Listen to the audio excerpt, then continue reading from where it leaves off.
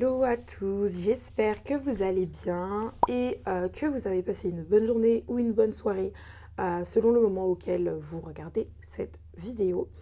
Je suis vraiment contente de vous retrouver aujourd'hui pour une vidéo un peu plus chill. Comme vous le voyez, je suis assise par terre en plein milieu de ma chambre. Je me suis dit voilà, j'ai un peu de temps, c'est l'occasion de vous filmer une petite vidéo pour vous faire un petit update de ces derniers mois. C'est vrai que j'ai pas été très présente. Je crois que ça doit faire au moins 2 ou 3 mois que j'ai pas posté de vidéo. Mais je suis toujours là, je pense toujours à vous. Et il y a des explications, bien sûr. Hein. J'ai pas déserté, c'est pas juste j'ai plus d'idées ou quoi. Mais il y a des explications.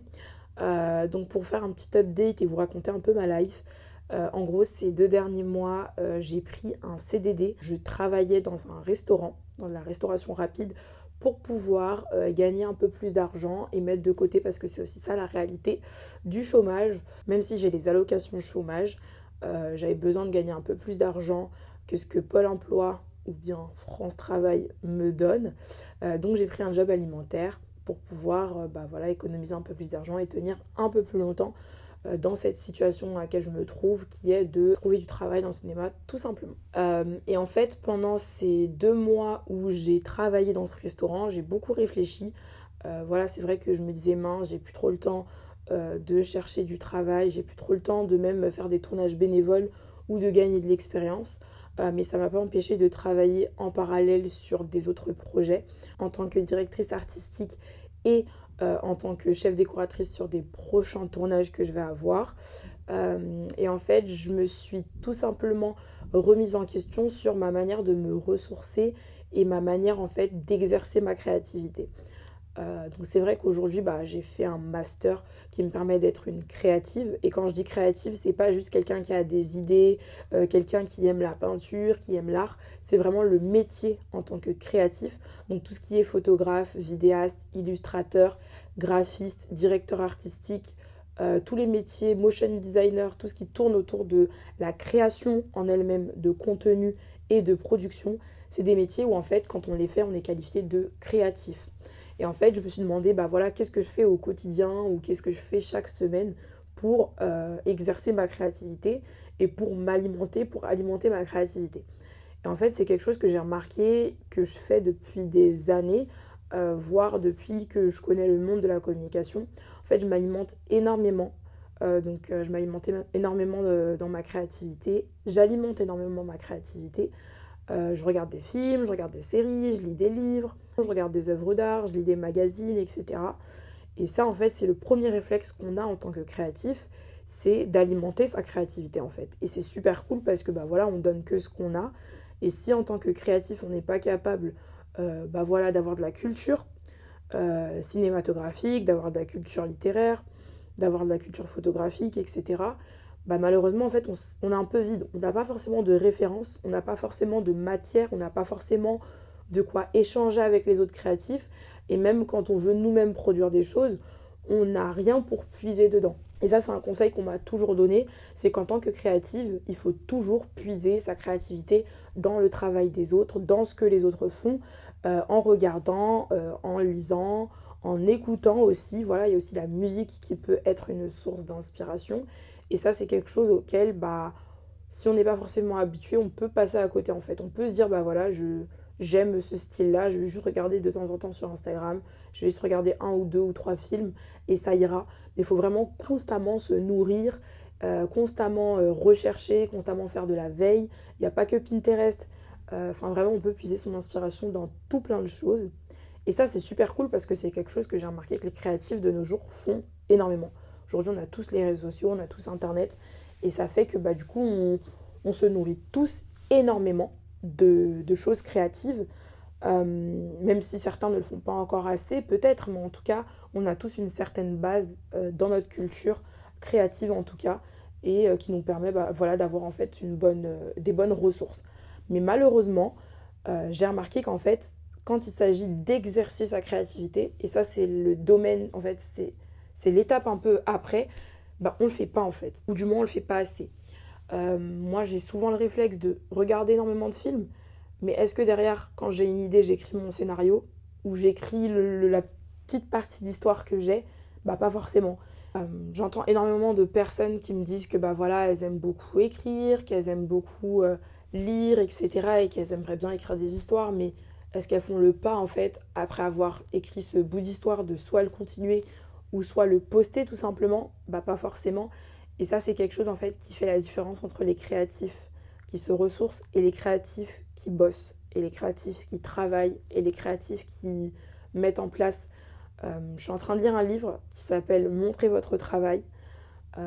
Et en gros, dans ce livre, ils disent que la différence entre un créatif qui réussit et un créatif lambda, c'est que le créatif qui réussit, il a commencé par être un créatif amateur. Et en gros, souvent, on a un peu cette peur, cette boule au ventre de se dire, bah voilà le film que je vais faire, la vidéo que je vais poster, le texte que je vais écrire, il n'est pas abouti, il n'est pas ouf, il n'est pas top, il n'est pas on point, il n'est pas parfait.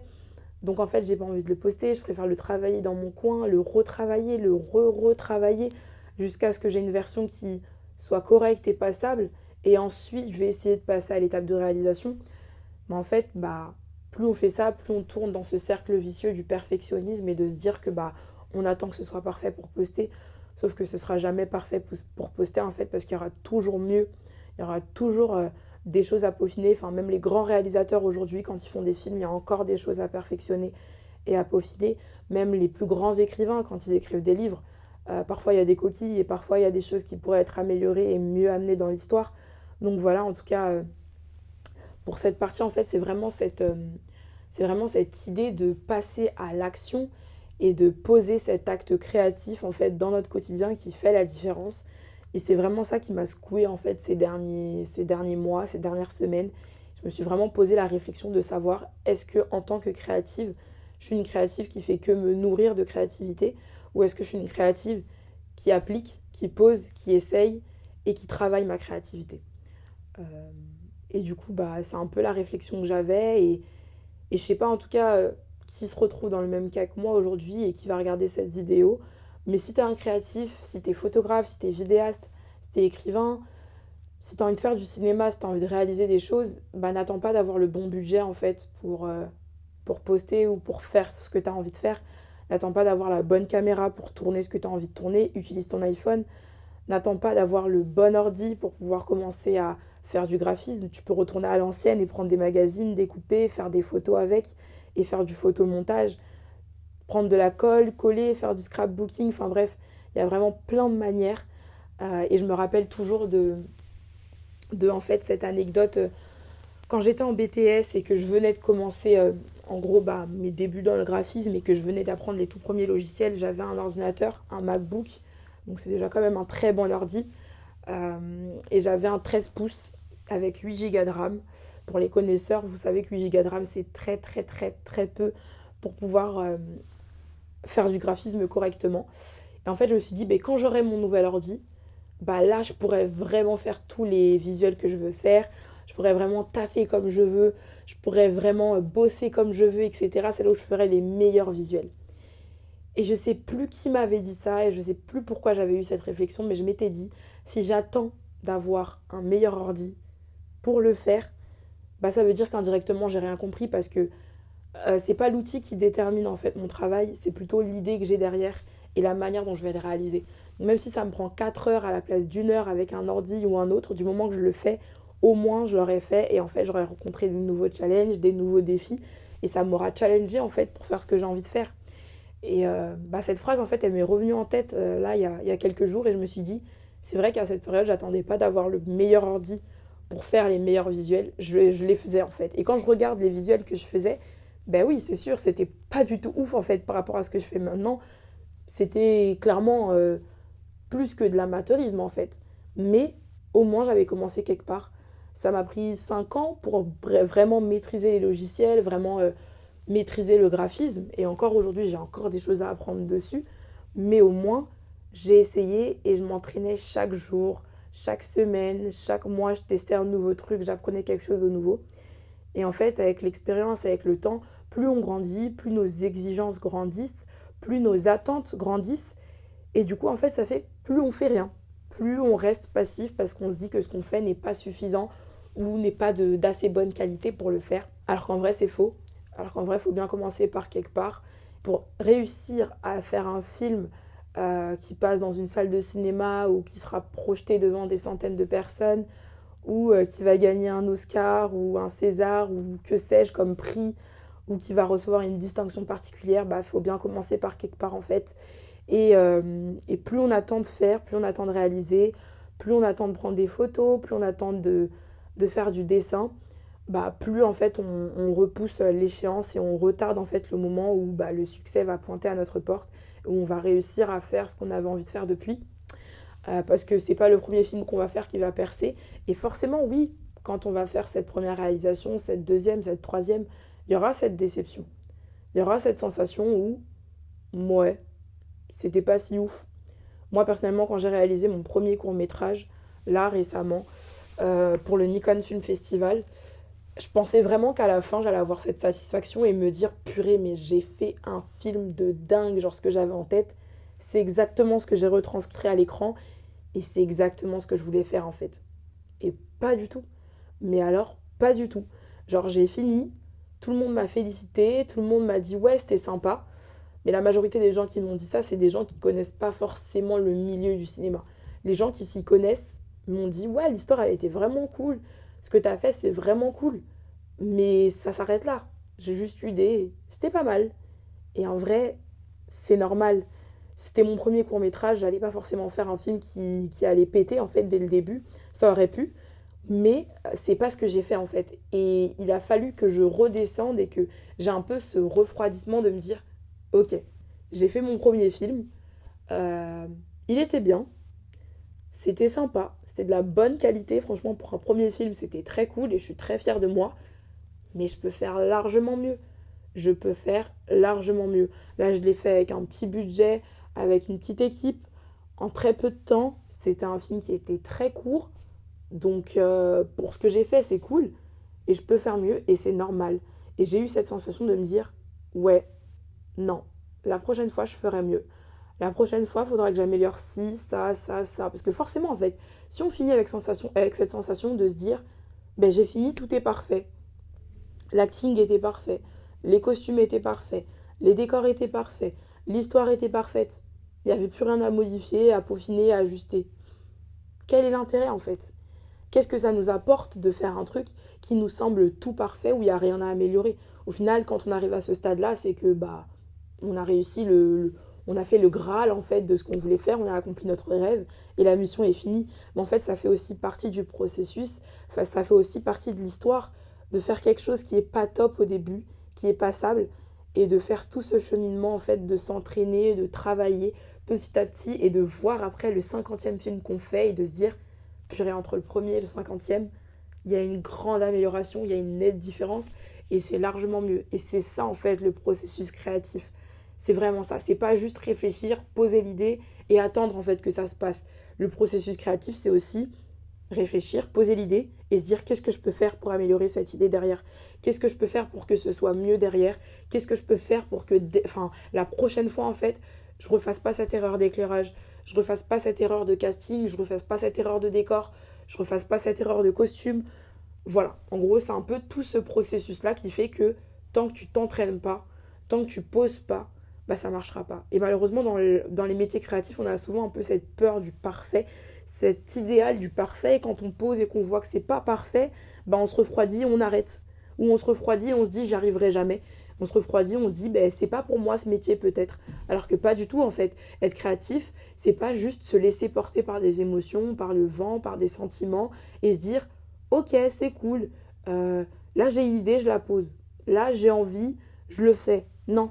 Être créatif, c'est aussi un métier. Et si on veut en vivre aujourd'hui, il faut qu'on réussisse à se dire ben, que j'ai envie ou que j'ai pas envie, je bosse. Que j'ai envie ou que j'ai pas envie, je m'entraîne. Que j'ai envie ou que j'ai pas envie, je rédige ce scénario et je me force, en fait, tout simplement, à chercher une suite. Alors oui, quand on est fatigué, quand on n'a vraiment pas d'inspi, ok, on arrête là. Mais si on a du temps et si on a un moment pour, bah, ça fait aussi partie du process en fait de travailler sa créativité, de travailler son don, de travailler cette intelligence créative qu'on a, parce que ça va pas descendre du ciel. Et en fait, pour réussir, faut travailler. Et c'est comme ça. C'est comme les athlètes. Aujourd'hui, s'ils ne s'entraînent pas, bah, ils n'y arrivent pas. Et donc, c'est la même chose pour les créatifs. Il faut qu'on considère notre discipline comme un sport. qui nécessitent de l'entraînement, qui nécessitent des chutes, des blessures, qui nécessitent aussi de demander conseil aux autres, mais qui derrière nous poussera au résultat final. Voilà. Donc en tout cas, c'était un peu la réflexion que j'avais ces derniers temps et que je voulais vous partager. J'espère que ça va aider quelqu'un et que ça va remotiver quelqu'un, rebooster quelqu'un. En tout cas, moi, je sais que c'est quelque chose que je me suis dit ces derniers jours, ces dernières semaines et qui m'a motivée à rebosser, à me remettre dedans, à retravailler sur des idées que j'avais, sur des scénarios que j'avais, sur des concepts que j'avais et à me mettre aucune limite et aucune barrière et à ne pas me dire j'attends que ce soit parfait pour le faire. Parce que comme le dit Seth Godin dans son livre The Practice, que je vous invite vivement à lire, c'est vraiment mon livre préféré sur la créativité. Un créatif qui attend d'avoir l'inspiration, qui attend d'avoir l'envie de travailler pour le faire, c'est pas un créatif, c'est un artiste. Il n'y a aucun problème. Si tu te considères comme un artiste et que tu travailles uniquement quand ça te chante, quand l'envie te vient, quand l'inspiration te vient, quand l'idée te vient, t'es un artiste. Mais dans ce cas-là, il faut que tu vendes ton art. Mais autrement dit, si tu es un créatif et que tu veux vraiment travailler dans des métiers créatifs comme la photo, la vidéo, l'illustration, l'écriture, le motion design, le graphisme, la direction artistique, t'es pas un artiste. Tu as une âme d'artiste, mais t'es pas un artiste. Tu as une âme d'artiste, mais tu vends pas ton art. Tu crées quelque chose qui peut s'apparenter à de l'art pour vivre. Mais c'est avant tout un métier et tu dois produire. Donc si tu es dans ce deuxième cas, travaille, bosse, cherche, exerce-toi, entraîne-toi. Oui, c'est bien de se nourrir, de lire, d'écouter, de regarder des expos, de regarder des séries, etc. C'est bien d'avoir de la culture, mais à quoi bon avoir de la culture si c'est pour pas l'appliquer et pour pas la mettre en pratique, en fait, tout simplement. Donc voilà, j'espère que cette vidéo vous a plu, vous a encouragé, vous a motivé. On se retrouve très vite pour une nouvelle vidéo, je ne sais pas quand. En tout cas, prenez soin de vous. Bossez, travaillez, exercez votre créativité. On est ensemble. Et je vous dis à bientôt. Si vous avez des idées de vidéos, si vous voulez que je parle de certains sujets, si vous voulez que certaines personnes passent sur cette chaîne, je parle comme si j'avais 1500 abonnés, mais c'est pas grave. On va se projeter, on se met déjà dans le mood. Voilà. Si vous voulez des choses sur cette chaîne, n'hésitez pas. En tout cas, je vais essayer d'être un peu plus régulière maintenant que j'ai fini mon CDD et que j'ai un peu plus de temps. Je vous dis à très vite et je vous fais des gros bisous. Bye!